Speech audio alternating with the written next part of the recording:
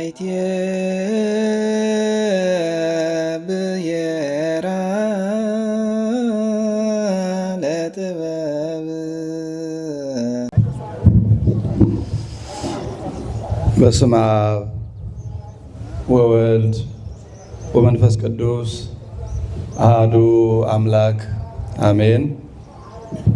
የተከበሩ መልአከ ሕይወት መምህር ቀጸላይ ዘተላደብር አስተዳዳሪ፣ በዚህ አውደ ምሕረት የተገኛችሁ አበው ሊቃውንተ ቤተክርስቲያን፣ ቀሳውስት፣ ዲያቆናት፣ ምዕመናት በልዑል እግዚአብሔር ስም እንደምን አደራችሁ? አሜን። በምሕረቱ በቸርነቱ ከዚህ ሰዓት አድርሶ በዚህ በተቀደሰ ቦታ የሰበሰበን እግዚአብሔር አምላካችን ስሙ ዛሬም ዘውትርም የተመሰገነ ይሁን። ለዛሬው ለትምህርታችን መነሻ የሚሆነን በዮሐንስ ወንጌል ምዕራፍ 5 ቁጥር 6 ላይ የሚገኝ ኃይለ ቃል ነው። ልትድን ትወዳለህን? ይህንን ጥያቄ ጌታችን አምላካችን መድኃኒታችን ኢየሱስ ክርስቶስ ነው የጠየቀው። ልትድን ትወዳለህን? በዮሐንስ ወንጌል ምዕራፍ 5 ቁጥር 6። እንግዲህ አሁን ያለንበት ሳምንት መጻጉዕ ይባላል። የመጀመሪያው ዘወረደ ነው። ይሄ በጣም ተራ ነገር ነው። ይሄንን እያንዳንዱ ሴት ወንድ ትልቅ ትንሽ መያዝ ነው ያለበትም። የመጀመሪያው ሳምንት ዘወረደ ነው፣ የዐቢይ ጾም ሳምንት። ሁለተኛው ሳምንት ቅድስት ነው። ሶስተኛው ትናንት ያለቀው ሳምንት ምኩራብ ነው። እነዚህ የወንጌል ክፍለ ጊዜዎች ናቸው። በሳምንቱ ምን አይነት ትምህርት የትኛው የመጽሐፍ ቅዱስ ክፍል እንደሚሰጥበት ሌሰን ፕላን ናቸው። ዝም ብሎ ስያሜ እንዳይመስላችሁ፣ የትምህርት ስልቶች ናቸው። ስርዓተ ትምህርት ናቸው። የመጀመሪያው ሳምንት የጌታችን ከሰማየ ሰማያት መውረዱን የምናስብበት የጾሙ መግቢያ ስለሆነ ነው ዘወረደ የምንለው። ሁለተኛው ደግሞ ቅድስት፣ የቤተክርስቲያንን ቅድስና፣ የሰንበትን ቅድስና፣ የቅዱሳንን ቅድስና፣ የእግዚአብሔርን ቅድስና የምንማርበት፣ ስለ ቅድስና የምንማርበት ሳምንት። ያለፈው ደግሞ የትናንቱ ደግሞ ሳምንት ምኩራብ፣ ስለ ቤተ እግዚአብሔር ክብር የምንማርበት ነው። የዛሬው ደግሞ መጻጉዕ ይባላል። ከዛሬ ጀምሮ እስከ ነገ እስከሚመጣው ቅዳሜ 7ቱ ቀን መጻጉዕ ይባላል። ይሄ ደግሞ ጌታችን በመዋዕለ ስብከቱ በርካታ ድውያንን ፈውሷል።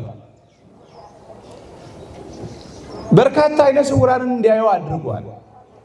ለምጻሞች እንዲነጹ አድርጓል። ጎባጦች እንዲቀኑ አድርጓል። ሙታንን አስነስቷል። ድውያንን ፈውሷል። ይህንን ተአምራቱን የምናስብበት ሳምንት ስለሆነ የሕሙማን ሳምንት ማለት ነው። መጻጉዕ ማለት የሕሙማን ሳምንት ወይም ጌታችን በወንጌል 3 ዓመት ከ3 ወር የፈወሳቸውን ሕሙማን ዓመቱን ሙሉ ስለነሱ ማውራት ስለማንችል ሌላ የትምህርት ክፍለ ጊዜ ስላለብን ይሄን ሳምንት ስለ ፈውሱ የምናስተምርበት ሳምንት ነው። መጻጉዕ ማለት ድውይ፣ እጅግ በጣም የታመመ የአልጋ ቁራኛ የደዌ ዳኛ የሆነ ከአልጋው ተጣብቆ የሚኖር ከምንጣፉ የማይለይ ደዌ የዘገየበት ማለት ነው። በጣም የተቸገረ በጣም ረጅም ጊዜ የኖረ ሰው ነው። እንዲህ ስለሆነ ጌታችን ከፈወሳቸው ሁሉ በጣም ረጅም ጊዜ የታመመ አንድ ሰው ስላለ እሱን እንደ ወካይ አድርገን ነው ይሄ ማቴዎስ ወንጌል ማነው ቅድም የጠቀሱ ዮሐንስ ወንጌል ምዕራፍ 5 ላይ የምናገኘው ሰውዬ ለሌሎቹ ድውያን ሁሉ እንደ ዋና መገለጫ። ምክንያቱም ይሄኛው የታመመው ረጅም ጊዜ ስለሆነ ነው እንጂ ሳምንቱ ጌታችን ድውያንን መፈወሱን፣ ለምጻሞችን ማንጻቱን፣ ዕውራንን ማብራቱን የምናስተምርበት ሳምንት ነው። ከወንጌል በርካታ በማቴዎስ፣ በማርቆስ፣ በሉቃስ፣ በዮሐንስ ወንጌል የተመዘገቡትን በሙሉ አውጥተን የምናስተምርበት። በዚያው አያይዞ ፈውስ ምንድን ነው፣ ጸበል ምንድን ነው የሚለውንም እግረ መንገዱን እንማርበት። ደዌ ራሱ ምንድን ነው በኦርቶዶክሳዊ እይታ የሚለውን የምናይበት ነው። እንግዲህ በጠቀስኩት ወንጌል ዮሐንስ ምዕራፍ 5 ከቁጥር 1 ጀምሮ ጌታችን መድኃኒታችን ኢየሱስ ክርስቶስ የአይሁድ በዓል ስለደረሰ ወደ ኢየሩሳሌም ወጥቷል። ለበዓል በወጣበት ጊዜ በዚያ በኢየሩሳሌም የመጠመቂያ ቦታ ነበረች፣ የጸበል ቦታ። የጸበል ቦታ ነበረች። የጸበልተኞች ድውያን የሚተኙበት 5 እርከኖች አሏት። በ5ቱም እርከኖች ልዩ ልዩ ልዩ ደዌ ያላቸው ተኝተዋል። እና የዛች ጸበል ግብሯ ለየት ያለ ነው። በሳምንት አንድ ሰው ብቻ ነው የሚፈወሰው። ቅዳሜ ቅዳሜ በብሉይ ኪዳን ሰንበት ቀዳሚት ናት። የሐዲስ ኪዳን እሁድ ክርስቶስ ከተጸነሰባት በኋላ ታምራቱን በደብረ ታቦር ከገለጸባት በኋላ ሞትን ድል አድርጎ ከተነሳባት በኋላ መንፈስ ቅዱስን ለሐዋርያት ለቤተ ክርስቲያን ካደለባት በኋላ ነው ሰንበተ እሁድ የሐዲስ ኪዳን የተጨመረችው። የብሉይ ኪዳን ሰንበት ቀዳሚት ናትና ቅዳሜ ቅዳሜ ነው የሚፈወሰው። የሚፈወሰው አንድ ሰው ብቻ ነው እዚያች ቦታ ላይ። በጣም የሚገርመው መልአኩ ይመጣና ውሃውን ይባርከዋል። ውሃውን ሲባርከው መልአኩ እንደወረደና እየባረከው እንደሆነ ለማስረዳት ውሃው ይንቀሳቀሳል። ይታወክማ ይላል። መልአኩ እንደወረደ ለማስረዳት ውሃው ይንቀሳቀሳል። ያን ጊዜ ውሃው እንደተንቀሳቀሰ ወዲያውኑ ፈጥኖ የገባ ነው የሚፈወሰው። ፈጥኖ የገባ ሰው የቀደመ ሰው ይፈወሳል። እንዲህ እያለ በሳምንት አንድ ሰው ብቻ ይፈወሳል። እና በዚያ መካከል ወሃሎ አሃዱ ብእሲ ዘ38 ክረምቱ እምዘደወየ ከታመመ 38 ዓመት የሞላው አንድ ሰው ነበር እዚያ። እንግዲህ አያደርስ ነው መቼስ በሰው ላይ የማይደርስ የለም። 38 ዓመት እና እዚያች ጸበል ሂዶ ውሃው ሲናወጽ እጠመቃለሁ ሲል ሌሎች ቀድሙታል። ትንሽ አቅም ያላቸው ወይም ደግሞ ሰው ያላቸው አንጠልጥሎ ወስደው ቶሎ ወደ ጸበሉ የሚጥሏቸው ዘመድ ያላቸው ረዳት ያላቸው ይቀድሙታል። እሱ ዘመድ የለውም። 38 ዓመት ዘመድም ወዳጅም ሰልችቶት ረስቶት እዚያው ጸበል ኗሪ ሆኗል።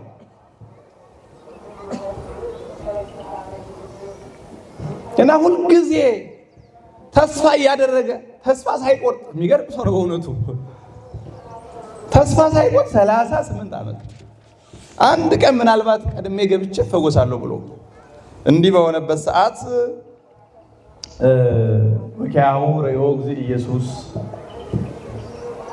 ጌታችን ኢየሱስ ክርስቶስ ያንን ድውይ ህሙም አየና ደዌው እንደጸናበት ወይም እንደዘገየበት እንደቆየበት ረጅም ዓመት ታሞ እንደኖረ አይቶ ተፈቀደኑ ትሕየው ልትድን ትወዳለህን አለው።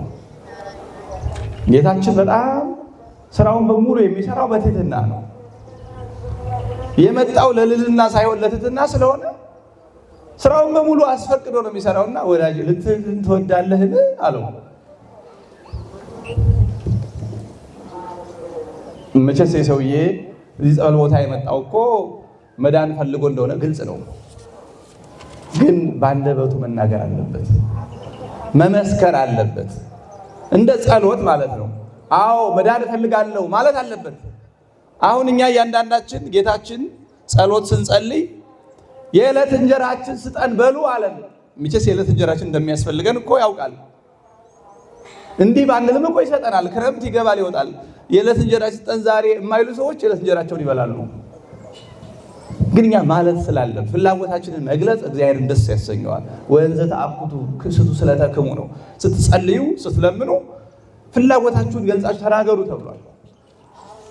ፍላጎታችንን እንድንገልጽ ነው እንጂ የሚያስፈልገንን ወዘን መለሳሉ ይሁንታ ተነዘን ፈቃዱ ነው። ምንም የሚያስፈልገን ነገር ጠይቀ ነው አይደለም እንዴ። ሳንኖር እኮ ነው እህሉን የፈጠረው እኮ እኛ ሳንፈጠር ነው። ገና አስቀድሞ እንደሚያስፈልገን ነው እኮ በእኛ ማመልከቻ አይደለም።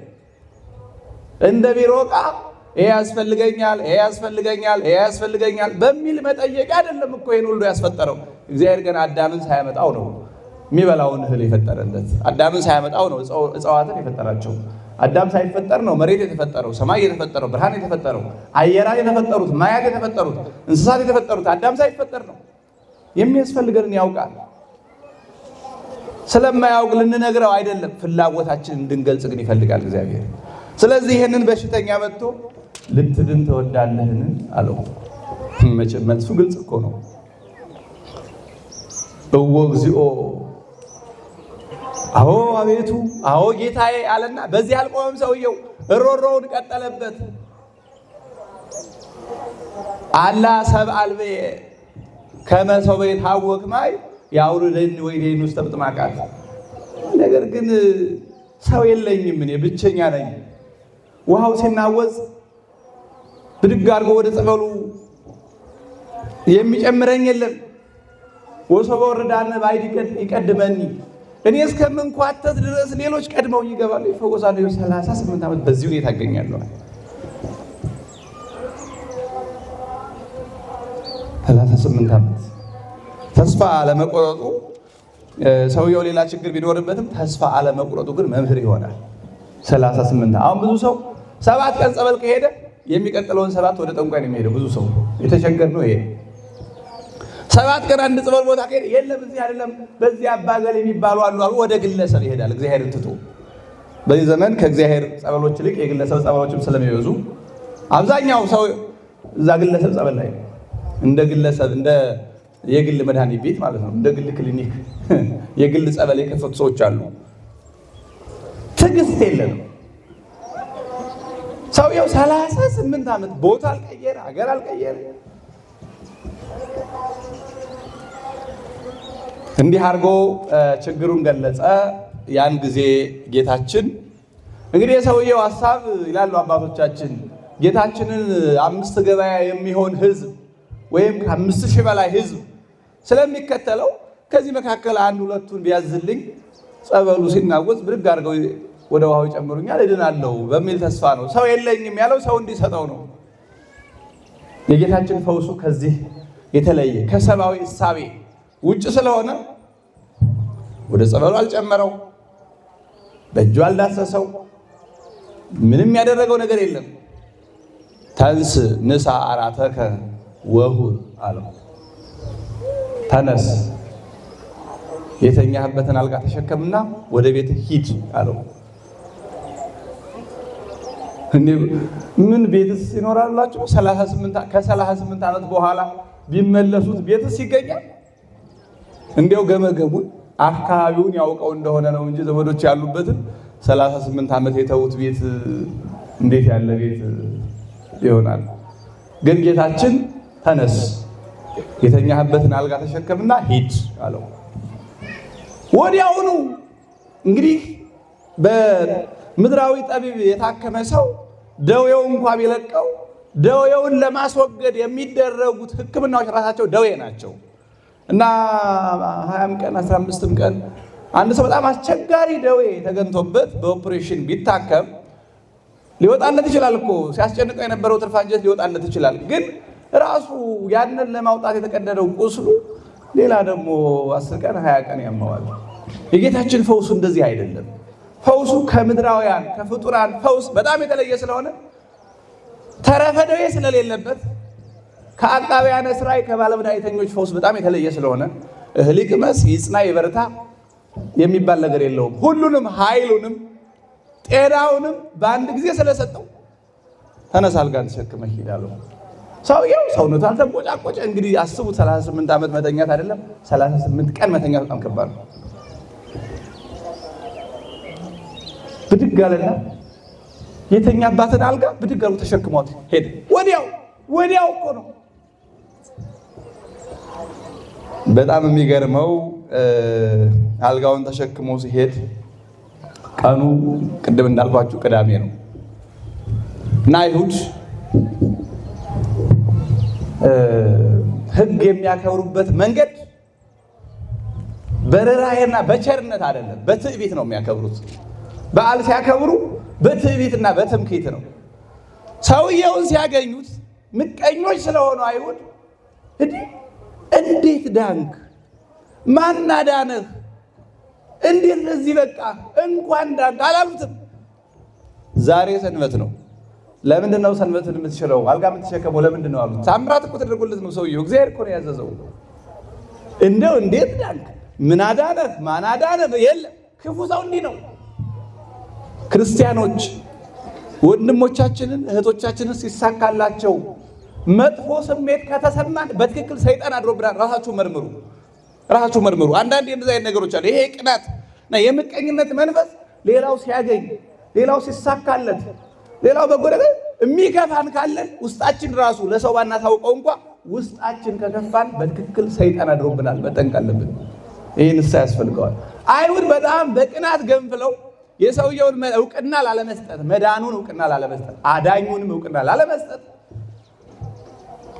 እንዴት በሰንበት አልጋ ትሸከማለህ? በሰንበት አልጋ መሸከም ሰንበትን ያሽራል አሉት። ሰውየው ደግሞ ምን ጌታችን ወዲያው ፈውሶት ነው ሄደው በል አልጋህን ተሸክመህ ሂድ ነው ያለው። በቃ አለቀ። የካርድ አይለው የአልጋ የምናምን የመድኃኒት የሰርጀሪ የሚባል ነገር የለውም። የአገልግሎት ክፍያ የለውም። የፈውሱን ባለቤቱን ስለሆነ ያገኘው በል አልጋህን ተሸክመህ ሂድ ዞር ነው ያለው። የት እንደሄደ አላወቅም ሰውየውም ትንሽ ስንፍና አለበት። አልተከታተለውም ክርስቶስን። ማነህ ወዴትን ምን አላለም። እንዲያው አልጋውን አንጠልጥሎ ነው ሩጫ የጀመረው። እንዲያም ስለሆነ ነው ጥያቄ የበዛበት። ካዳኙ ቶሎ ባይለይ ኑሮ ለጥያቄው አዳኙ መልስ ይሰጥለት ነበር። ነገር ግን ብቻውን ስለሄደ ጥያቄ በዛ። ጥቂት ነገር ስትሳካልን እኛ በእኛ ኃይል፣ በእኛ እውቀት፣ በእኛ ጉልበት፣ በእኛ ጥረት የሆነ ይመስለናል እና የውጤቱን ባለቤት እግዚአብሔርን እንዘነጋዋለን። ጥቂት ስትሳካልን ለፍቼ ሰዎች ታያላችሁ አይደል? ሚዲያ ላይ ወጥተው ሲናገሩ አንዳንድ ሰዎች እንደዚህ ጥሬ እንደዚህ አድርጌ እንደዚህ፣ አንዳንዶች ደግሞ እመቤቴ ናት የረዳችኝ፣ እግዚአብሔር አምላኬ ነው የረዳኝ፣ በእኔ ውጤት መካከል ይህ ድርሻ የለበትም እግዚአብሔር ነው ብለው ደግሞ እግዚአብሔርን የሚያስመሰግኑ ደጋግ ሰዎች እናያለን። አንዳንዶች ደግሞ እንዲህ ደክሜ እንዲህ ጥሬ ግሬ ምናምን ብለው ያወጡታል እግዚአብሔርን። እግዚአብሔርን መለየት አይገባም። በእኛ ጥረት ውስጥ እግዚአብሔር አለ። የምንጥርበትን ጉልበቱንም እውቀቱንም የሰጠን እግዚአብሔር ነው እኮ። ጊዜውን የሰጠን እግዚአብሔር ነው።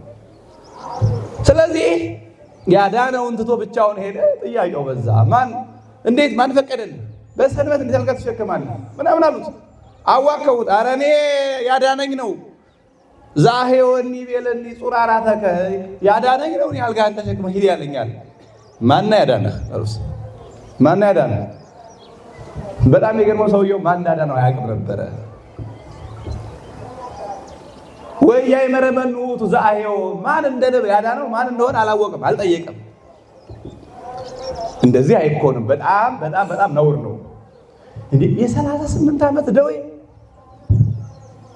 የአንድ ቀን ችግር እኮ በአንድ ቀን ጭንቀት ላይ የማይሆን ቦታ ላይ ተቸግረን የደረሰልን ሰዎች እኮ አንረሳቸውም። ስልክ ተቀብለን አድራሻ ተቀብለን እዚህ ቦታ ላይ እንደዚህ አይነት ሰው በዚህ ጭንቀት ይደርሶልኛል፣ ተቸግሬ ገንዘብ አልቆብኝ፣ ትራንስፖርት አልቆብኝ፣ ተቸግሬ ወይም የመኪና ጎማ ተበላሽቶብኝ መፍቻ ጥቼ እዚህ ቦታ ላይ ደረሰልኝ ብሎ እኮ ሰው ለጥቂት ደቂቃ ችግር ተዋውቆ ይቀራል። ይሄ ሰው የ38 ዓመት ደዌውን ሲያስወግድለት ማነህ አንተ? ማነህ ይሄን ያደረክልኝ? ማነህ?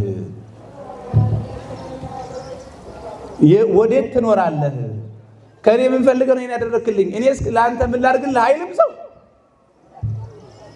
የት እንደሄደም አላየውም፣ ማን እንደሆነም አልጠየቀውም። ኋላ ሲጠየቅ አላውቀውም አለ።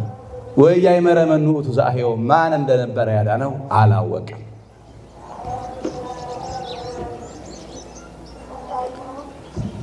ከዚያ በኋላ ጌታችን በቤተ መቅደስ ሲያስተምር ያም ሰውዬ ቤተ እግዚአብሔር እጅ ሊነሳ ሂዶ በምኩራብ አገኘው። በምኩራብ ሲያገኘው ወይቤሎ እግዚእ ኢየሱስ ናሁኬ ሃይወከ። ልብ በሉ ክርስቲያኖች፣ አሁን ድነሃል። ኡቅ ኢተአብስ ዳግመ ከመዘይአኪ ይርከብከ። ከዚህ የከፋ እንዳያገኝ ደግመህ እንዳትበድል ተጠንቀቅ አለው። ምን እንዳትበድል ነው ያለው? ምን እንዳትበድል ነው ያለው? ክርስቲያኖች አትሰሙኝም? ደግመህ እንዳትበድል። የመጀመሪያው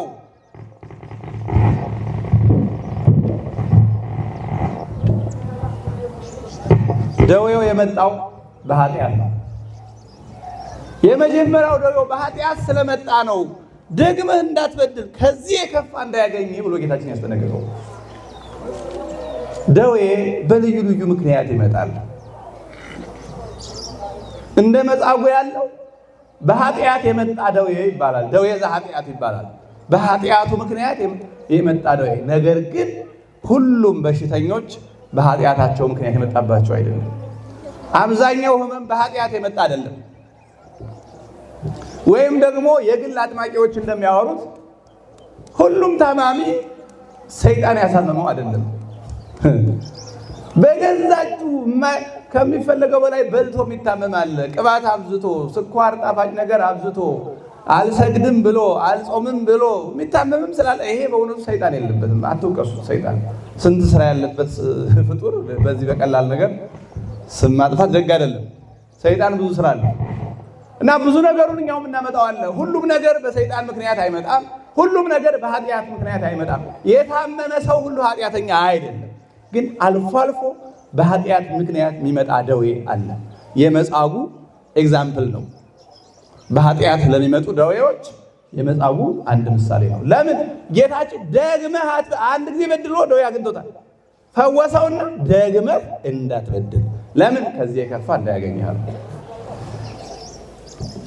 ይሄ የመጻጉዕ አይነት በደዌ ይመጣ። ሌላ ደግሞ በመቅሰፍት የሚመጣ ደዌ አለ። ደዌ ዘመቅሰፍት፣ ይሄ ደዌ ዘኃጢአት ይባላል። ደዌ ዘመቅሰፍት ከመጠን በላይ ሰዎች እግዚአብሔርን ሲዳፈሩ፣ አምላክነቱን ሲጋፉ እግዚአብሔር ዕለቱን የሚጥለው ደዌ አለ። በዚህ በግብረ ሐዋርያት እንደተመዘገበው አንድ ሄሮድስ የሚባል ሰው ሲናገር ሕዝቡ ፈርተው አማረብን ብለው በንጉሱ ዘንድ እንወደዳለን ብለው ንጉሱ ሲናገር ይህ ቃል የሰው ቃል አይደለም የእግዚአብሔር ቃል ነው አሉ። ክርስቲያኖች እንዴ እኛ ክርስቲያን ንጉስን ሲያከብር በልኩ ነው። ባለስልጣንን ሲያከብር በልኩ ነው። ባለሀብትን ሲያከብር በልኩ ነው። ክርስቲያን እንዴ ገና እወደዳለሁ ጥቅም አገኛለሁ ተብሎ የማይገባ ቃል አይነገርም። እና ሄሮድስን ሲናገር ይሄ ቃል የሰው ቃል አይደለም የእግዚአብሔር ቃል ነው የእግዚአብሔር ቃል ነው ሲሉት ደስ አለው ሄሮድስ። ቃሉ እኮ የእግዚአብሔር ቃል አይደለም የሰው ቃል ነው። ወዲያውኑ ደዌ ወደቀበት። ደዌ ዘመቅሰፍት ይባላል። ዕለቱን እግዚአብሔር ቀሰፈው፣ ደዌ ወደቀበት። ታሞ ሰውነቱን እያከከ ሞተ። ይሄ የመቅሰፍት ደዌ ይባላል። ደግሞ ደዌ ዘንጽህ፣ ደዌ ዘእሴት የሚባሉ አሉ። ደዌ ዘንጽህ ማለት የበለጠ ጽሬት ንጽህናችን እንዲበዛ እንዲጨምር እሳት የወርቅን ንጽህናውን እንደሚጨምርለት ዛሂሉን ዝገቱን እንደሚያስወግድለት ሁሉ ንጽህናቸው እንዲጨምርላቸው እግዚአብሔር ደዌ የሚሰጣቸው ሰዎች አሉ። ይሄንን ንገሯቸው ለነዚህ ለሐሰተኛ አጥማቂዎች። ይሄን ብትነግሩልኝ ምን አለበት? ለበጎ ደዌ ይመጣል። ክርስቲያኖች ለበጎ ለጥቅም ዘንጽህ ጢሞቴዎስ የተባለው የቅዱስ ጳውሎስ ደቀ መዝሙር እንዲህ ያለ ደዌ የታመመ ነበረ። እየዞረ ሀገር ለሀገር እየተንከራተተ ሲያስተምር ደዌ ዘንጽህ ንጽህናው እንዲበዛለት ደዌ ነበረ እና ቅዱስ ጳውሎስ መልእክት ሲጽፍ ሆድህ ደርቋል፣ ድርቀት አለበት፣ ረጅም ጊዜ ስለሚጮህ ስለሚያስተምር ስለ ሆድህ ህመም ውሃ ብቻውን አትጠጣ፣ ትንሽ ወይን ጨምርበት ብሎ ለመድኃኒት። አንዳንድ ሰዎች ለዚህ ለመጠጥ ይጠቅሱታል። ይሄንን ለመጠጥ አይጠቀስም። ይሄ በነገራችን ላይ እንደ መድኃኒት ነው ቅዱስ ጳውሎስ የነገረው፣ እንደ መድኃኒት። ከውሃው ወይን ጠብ አድርግበት ማለት ወይን ጠጣ ማለት። ወይን ክልክል አይደለም፣ ርኩስ አይደለም። ወይን መስከር እንጂ መጠጣት ክልክል አይደለም። መጠን አለው፣ ልክ አለው። የተታደው ማሃዱ ጽዋ አውም ክሌቱ ነው። ከአንድ ጽዋ አትለፍ። እንደ በጣም ደግሞ ገበያ ውለህ ደግሞ ከሆነ ከሁለት ጽዋ። ጽዋ ማለት በርግጥ ግን ኩባያ ማለት አይደለም። ትንሽ ድሮ ጽዋ ደህነኛ ነው። ቢያንስ ከአንድ ሊትር በታች ጽዋ የሚባል የለም በድሮ። ጽዋ አሁን አታውቁም እናንተ፣ ከሸክላ ነው የሚሰራው ጽዋ። እና ከአንድ ጽዋ አትለፉ። ደግሞ በጣም ከጠና ሁለት ተብሏል። መድኃኒት ጠጥቶ ትኩሳት ጸንቶበት ከሆነ እምጹብ አብኡ ሰለስተ፣ ሶስተኛው በግድ በጭንቅ ነው የሚፈቀደው። ስለዚህ መጠጣት ክልክል አይደለም። ነገር ግን የጢሞቴዎስ ጥቅስ ለመጠጥ አይጠቀስም። መድኃኒት ነው፣ መድኃኒት ነው። ምንድን ነው ያለው ቅዱስ ጳውሎስ? ሆድህ ህመም ትንሽ ወይን ጨምርበት ነው እንጂ ከውሃው ላይ ትንሽ ወይን እኮ ነው ጠብ አድርጎ የሚጠጣው። ይሄ የቅዱስ ጢሞቴዎስ ደዌ ምንድን ነው የተባለ እንደሆነ ዘዌ ዘንጽህ፣ ንጽህናውን ሊያበዛለት የተሰጠ ደዌ ነው። ለበጎ ደዌ ይመጣል። የኢዮብ አሁን ኢዮብን የመሰለ ደግ ሰው ይታመማል። በእውነቱ ደዌ ዘእሴት ይባላል። ዋጋው እጥፍ ድርብ እንዲሆንለት የተሰጠ ደዌ ነው የኢዮብ ደዌ። የኢዮብ ደዌ ለጥቅም ይመጣል በሽታ። ምናልባትም እኮ ቅድም ብያችኋለሁ፣ መጻጉዕ ባለበት ጸበል ብዙ ድውያን አሉ። የሚፈወሰው በሳምንት አንድ ቀን ነው። ብዙ ሰው በሺህ በመቶ የሚቆጠር ሰው ጸበል ይሄዳል። ሁሉ አይድንም። እግዚአብሔር ደዌውን ያመጣው ለጥቅም ከሆነ ጥቅማችን ስለማያስቀርብን ጸበል ብንገባ እንኳን አንድንም። ደዌው ለጥቅማችን የተሰጠን ስለሚሆን ይህንን ማገናዘብ ያስፈልጋል። በገዳም በብቃታቸው የሚተካከሉ 3 መናንያን አሉ ይባላል። ክብራቸው እኩል የሚሆን እነዚሁ ምንድናቸው? አንደኛው ዝጉሃዊ ባህታዊ ጻዋሚ ተሐራሚ፣ ከሰው ተለይቶ በበዓት ተከቶ የፀሐይ ብርሃን ሳያይ ዘግቶ ጫካ ገብቶ ዋሻ ውስጥ የሚኖር ባህታዊ። ባህታዊ ማለት ብቸኛ ማለት፣ በከተማ የሚኖር ባህታዊ የለም። ባህታዊ ብቸኛ፣ ሰው የማያየው፣ ሰው የማያይ ድምፀ ሰብ አይቶ ገጸ ሰብ፣ ድምፀ ሰብ ሰምቶ ገጸ ሰብ አይቶ የማያውቅ ባህታዊ ይባላል። ባህታዊ ይሄ። ሁለተኛ ኦሆ ባህሪ ተአዛዚ ሄር ላይክ ወይም ደግሞ ረድ ዘበጥብዓት ይባላል። ረድ ዘበጥብዓት ማለት በገዳም በሴቶች ሴቶቹ፣ በወንዶች ወንዶቹ፣ ወጣቶች እሺ ብሎ የሚታዘዝ የአበውን እግራቸውን በማጠብ ልብሳቸውን በማጠብ የቆመውን ቁረጥ የወደቀውን ፍረጥ እሺ ብሎ የሚታዘዝ ሂድና ቢባል ሌትም ቀንም የሚታዘዝ ረድ። ይሄ ከዚያ ከባህታዊው ጋር እኩል ነው። ሶስተኛው ድዊ ዘበአኮቴት ይባላል። እያመሰገነ የሚታመም እየታመመ የሚያመሰግን። በነገራችን ላይ እንደው እኛ ክርስትናችን ከላይ ነው ክርስትናችን። በትምህርት አልታገዘም ክርስትናችን። ቆይቷል። ትምህርት በኢትዮጵያ በጣም ቆይቷል። የድሮ ትምህርት ነው፣ የድሮ ርዝራዥ ነው፣ የድሮ እርጥበት ነው ይዞን ያለው እንጂ አሁን ትምህርት ቆሟል። ብዙ ሰው ክርስትናው ትምህርት ማለት ይሄ አሁን የምንናገረው አይደለም። ይሄ ተግሳጽ ነው። ትምህርት ማለት ደብተር ይዞ እስክሪብቶ ይዞ ጊዜ ሰጥቶ መጽሐፍ እያነበቡ መደበኛ ትምህርት ነው። ይሄ አሁን የምናገረው መደበኛ ትምህርት አይደለም ነው። እሑድ ትምህርት ራሱን ችሎ ክላስ ገብቶ መምህር ተመድቦ እየጻፍ እየጠየቅን የምንማረው ትምህርት የሚባለው እና የኛ ክርስትና ትምህርት የራቀው ከትምህርት በጣም የቆየ ነው። ከራቀን ደግሞ ቅርብ ዘመን እንዳይመስላችሁ። እንዲህ ስለሆነ አሁን እስኪ እንደው እያመሰገነ የሚታመም እየታመመ የሚያመሰግን ሰው ታውቃላችሁ? ማማረር ነው እንጂ አይ ጉድ እግዚአብሔር ምን አድርጌው ነው ከቶ እኔ ከሰው ከፍቼ ነው ወይ ከቶ ምን አጥበ ነው የሚለው እንጂ ተመስገን ጌታ የሚል ሰው አለ? የለም። ይሄ እያመሰገነ የሚታመም እየታመመ የሚያመሰግን ዘግቶ ከሚኖረው ባህታዊና እሺ ብሎ ከሚታዘዘው ረድ ጋር እነዚህ ሶስቱ ማዕርጋቸው እኩል ነው። ስለዚህ ደዌ ለጥቅም ይመጣል። ክርስቲያኖች ከቅዱሳን አንዱ አባ ኪሮስ እየዞሩ የቅዱሳንን በየገዳማቱ ያሉ ደቀቅ ቅዱሳን ነፍሳቸው ከስጋቸው እንዴት እንደምትለይ እግዚአብሔር እንዲያሳያቸው ጠይቀውት እየዞሩ ይጎበኛሉ። እየዞሩ ሲጎበኙ ከአንድ ገዳም ደረሱና ከልጅ ሰላም ላይ አቧራ ላይ የወደቀ መልኩ የማያስታውቅ መልኩ ጠፍቶ በበሽታ ምክንያት ወድቆ አፈር ላይ የወደቀ አንድ ሰው አገኙ። ማንነቱን ማንም ሰው ማይለየው ሰው፣ ነገር ግን ከራስጌው ቅዱስ ሚካኤል ከወደግጌው ቅዱስ ገብርኤል በቀኝና በግራ ደግሞ 2 መላእክት አሉ ከበውታል። ሌላ ሰው አያቸውም። አባ ኪሮስ ናቸው ያዩት መላእክቱን። ከዛ በኋላ ይሄ ሰው ትልቅ ሰው ነው ብለው እጅ ነስተው መላእክቱንም አባ ኪሮስ እጅ ነስተው ያንን ቅዱስ ሰው ጠጋ ብለው ማናገር ጀመሩ። ጠጋ ብለው ሲያናገሩት የንጉስ ልጅ ነው። ምን አልኳችሁ ክርስቲያኖች? የንጉስ ልጅ ነው። እኔ የቁስጥንጥንያው ንጉስ ልጅ ነኝ። እዚህ ቦታ ወደ ገዳም ከመጣው ወደ 65 ዓመት ሆኖኛል። በደዌ 20 ዓመት 5 ዓመት አካባቢ መነኮሳቱ እየጠየቁኝ ምግብም እያቀበሉኝ ውሃም እየሰጡኝ እያነሱ እየጣሉኝ ነበረ። አሁን ግን ፊታቸውን ካየዋቸው 15 ዓመት አልፎኛል። እግዚኦ 15 ዓመት አልፎኛል፣ አይቻቸው አላውቅም።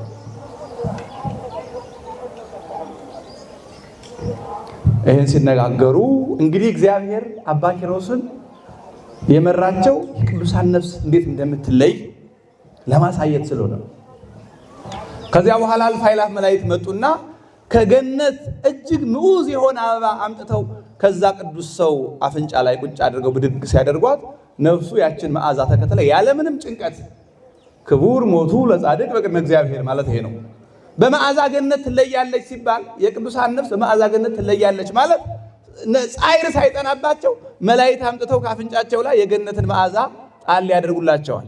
ከዛ በኋላ ብድግ ሲያደርጓት ምንም ያለ ጭንቀት ነፍሳቸው ያንን መዓዛ ተከትላ ትሄዳለች ማለት ነው። ከመዓዛው ጣዕም የተነሳ ነፍሳቸው የዛ ቅዱስ ነፍሱ ከስጋው ተለየች። አባ ኪሮስ እያዩ በጣም የሚገርመው እነዛ የረሷቸው መነኮሳት ሰምተው ደወል ተደወለ፣ ተሰበሰቡ። ልብሰ ተክህኖ ለብሰው ማዕጠንታቸውን ይዘው ምናምን ያን ሰውዬ ሊቀብሩ ሲመጡ ዞር በሉ አሏቸው መላእክት። ዞር በሉ ታውቁታላችሁ፣ 15 ዓመት ረስታችሁት የለ ሲርበው ሲጠማው የሚያገላብጠው ሲያጣ ዘግታት ዛሬ የእናንተ ዛሬ አይፈለግም አሏቸው። ዛሬ የእናንተ ማዕጠንት አያስፈልግም። ዛሬ የእናንተ ልብሰ ተክህኖ አያስፈልግም። ዛሬ የእናንተ ሥርዓተ ፍታት አያስፈልግም። በጣም ከብቃቱ የተነሳ መላእክት ሰማያዊ ማዕጠንታቸውን ይዘው በክብር አባ ኪሮስ ቀበሩት። ያነሰው አባ ኪሮስ ቀበሩት። እንዲህ ያደረጋቸው መነኮሳቱ ጥፋታቸውን ለመገሰጽ ነው እንጂ የመነኮሳቱ ጸሎት እና ፍታት ስለማያስፈልግ አይደለም፣ ለመገሰጽ ነው። ለማንኛውም ግን ወደ ዋና ጉዳይ ስንመለስ ደዌ በኃጢአት ብቻ አይመጣም፣ ለጥቅምም ይመጣል። ቅዱስ ጳውሎስ ብዙዎችን ሲፈውስ ደዌ ነበረበት። ቅዱስ ጴጥሮስ በጥላው ሳይቀር ይፈውሳል፣ እሱ ደዌ ነበረበት። ሃይማኖተ አበው ቅዱስ ባስልዮስ ገልጾታል። ጴጥሮስ በልብሱ ድውያንን ይፈውሳል። ማን ነው? ቅዱስ ጳውሎስ በልብሱ ድውያንን ይፈውሳል፣ እሱ ግን ደዌ ነበረበት ይላል።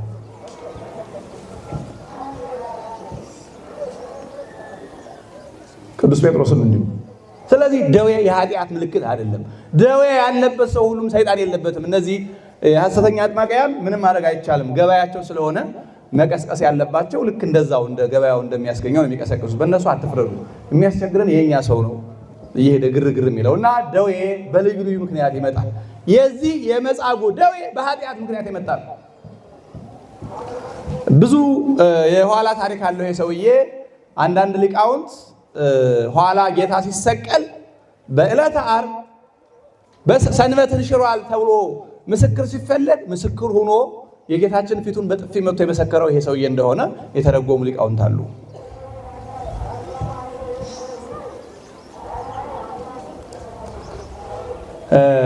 ያም ሆነ ይህ ወደኛ እንመለስ።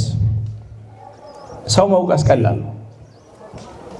የዚህን ሰውዬና የአይሁድን ሁኔታ እስኪ ከኛ ህይወት ጋር እናስተያየው፣ ወይም የኛን ህይወት በዚህ ሰውዬ ህይወትና በአይሁድ ሁኔታ እንመልከተው። ከሰውየው አንጻር ስታዩ ቅድም ብያችኋለሁ፣ እኛ ትዕግስት የለንም። 38 ዓመት ሙሉ ጸበሉ ላይ መኖሩ የሰውየው ትዕግስት ከኛ በጣም የተሻለ ነው። እኛ አንጠብቅም፣ ደከመኝ ነው የምንለው። ጥቂት ዘመን ጠብቀን ጸኒሐ ጸናዕትከ ለእግዚአብሔር ነው። እግዚአብሔርን ስንጠብቅ ረጅም ጊዜ ፈጽሜ ነው የሚለው ቅዱስ ዳዊት። ረጅም ጊዜ ደይ ጸናሁት። የአዳም እኮ 5500 ዘመን ደይ ጸንቷል እግዚአብሔርን ከእመቤታችን እስከሚወለድ ድረስ።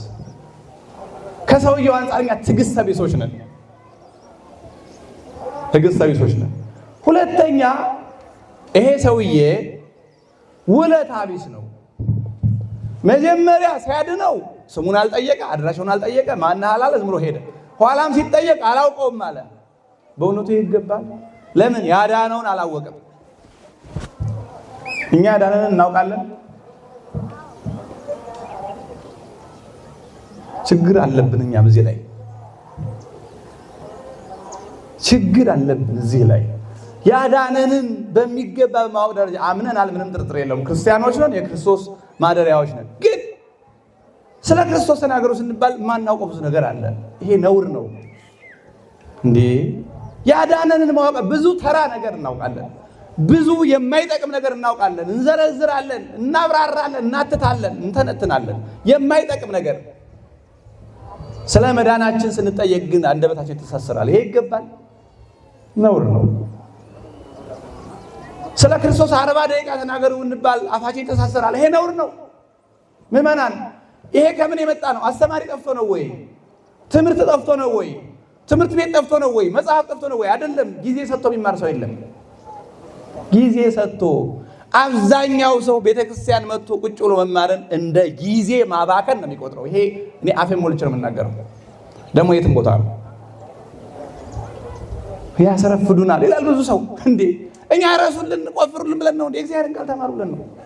እንዲህ ብቻ አይደለም እንድትማሩ የምንፈልገው እኛ እንደ ልጆቹ ክላስ ገብታችሁ ቁጭ ብላችሁ ሃይማኖታችሁን 5ቱን አዕማደ ምስጢር ቤተክርስቲያኗን ታሪክ ነገረ ድህነቱን ነገረ ክርስቶስን ነገረ ቅዱሳኑን እንድትማሩ ነው ፍላጎታችንስ። እንዲህ ብቻ 30 ደቂቃ 40 ደቂቃ ብቻ አይደለም።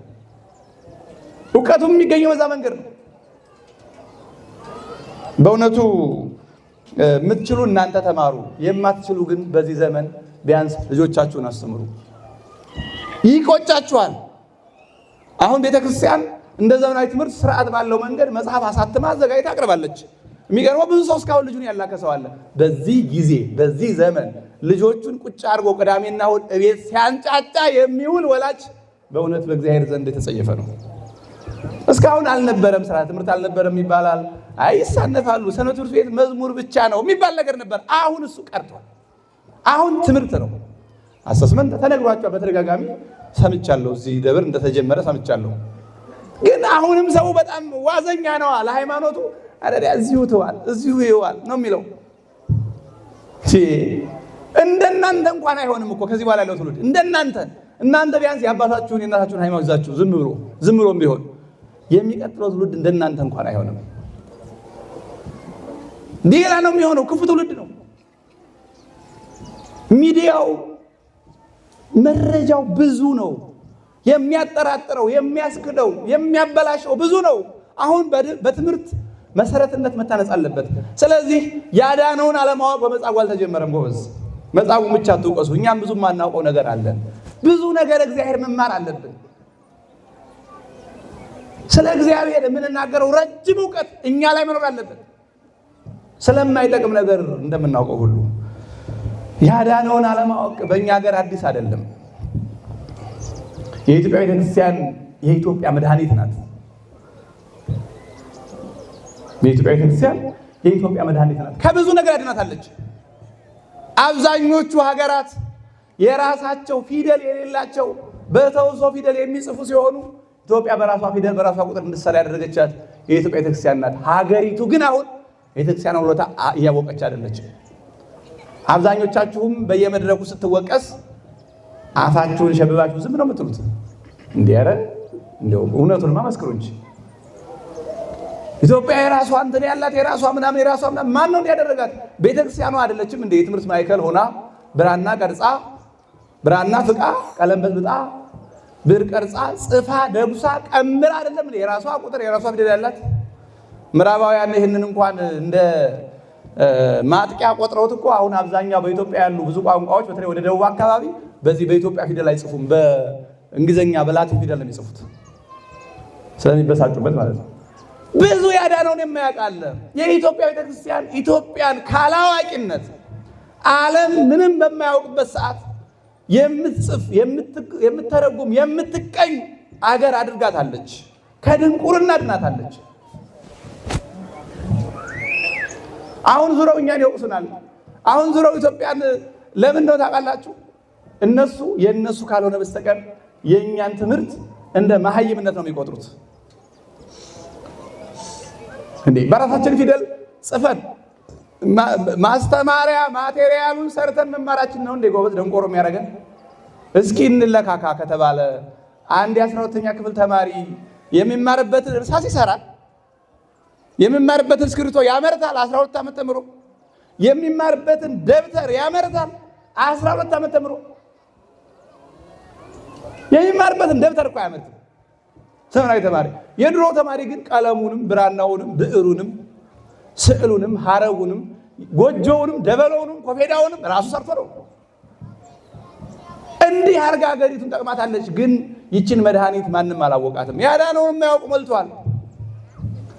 ዛሬ ሌሎች ኋላ በተለያየ ጊዜ የመጡ ሃይማኖቶች አሁን እቺ ቤተክርስቲያን ይነቅፏታል። ምን አደረገች? አልገፋች፣ አትምጡብኝ አላለች፣ አትግቡ አላለች። ተቀብላ አስተናግራ የተቀበለ ቤተክርስቲያን ለሆነው መድኃኒቱን አለማወቅ ነው። ብዙ መድኃኒቱን የማያውቅ አለ። አሁንም እኛ መድኃኒታችን አናውቅም። በጣም የሚገርመው ነገር አሁን ይሄ መጨረሻ ነው። አሁን ችግር ውስጥ ነው ያለነው። ግራ ተጋብተን ነው ያለነው። እንደምታዩት ኢትዮጵያ እንዲህ አይደለች። አንድ ሰው ብድግ ብሎ እንደፈለገ ከሞያሌ እስከ መቀሌ በደስታ ነበር የሚሄደው። አሁን እንዲህ አይደለም። አሁን 100 ኪሎ ሜትር ገብቶ ደርሶ መመለስ ከባድ ነው። የሆነውን እንኳን አናውቅም እኮ አሁን እዚህ ያለነው እንደ ክርስትና ስለሆነ ክርስቲያናዊ መፍትሄ እንኳን አንወስድም። ጌታችን ጊዜ ይጠይቃል እኮ ልትድን ትወዳለህን ይላል። ታዲያ ሊድን የወደደ ሰው ምንድን ነው የሚያደርገው? ቢያንስ ሰው ንስሐ አይገባም እንዴ? ሊድን የወደደ ሰው የተጣላው መታረቅ ስጋው ደግሞ ተቀብሎ ቢያንስ ከኃጢአት ርቆ ከዚያ በኋላ ሰማያዊ መፍትሄውን አይወስድም እንዴ? እኛ እኮ እዛው ነን ልንድን የማንፈልግ እወ እግዚኦ አለ መጻጉዕ። እኛ ግን አፋችን ገጥመናል። ልትድን ትወዳለህን የሚለው ጥያቄ ሁልጊዜ በእያንዳንዳችን ጆሮ እንዳንድ ኢትዮጵያዊ እንዳንድ ኦርቶዶክሳዊ ሁልጊዜ በጆሮአችን ልትድን ትወዳለህን? አሁን ካለው ጥፋት ከገሃነመ እሳት ከሁለቱ ልትድን ትወዳለህን ይላል ጥያቄው። መልስ እየሰጠን አይደለም። የቃልም የተግባርም መልስ እየሰጠን አይደለም። የተግባር መልስ ይፈልጋል። በተለይ ጊዜ ሲፈጠር ክርስቲያናዊ መፍትሄ የሚባለው ይሄ ነው። የመጀመሪያው መፍትሄ ይሄን ያደረግን እንደሆነ ሁላችንም ልንድን እንወዳለን። ጌታችን ያን ጊዜ አልጋህን ተሸክመህ ሂድ ይለናል። ከወደቅንበት ያነሳናል። ሸክም መሆናችን ቀርቶ ሌላ እንሸከማለን። ለመዳን ፈቃደኞች ካልሆን ግን ያው ሸክም እንደሆን እንቀጥላለን። እና ክርስቲያኖች አምላካችን ልቡና ይስጠን። ልቡና ሰጥቶን ያዳነንን አውቀን መዳናችንን ፈቅደን ለመዳን የሚሆነንን ንስሐ ገብተን ተናዘን ስጋውን ደሙን ተቀብለን መንግስቱን እንድንወርስ አምላካችን ይፍቀድልን። ይቆየን።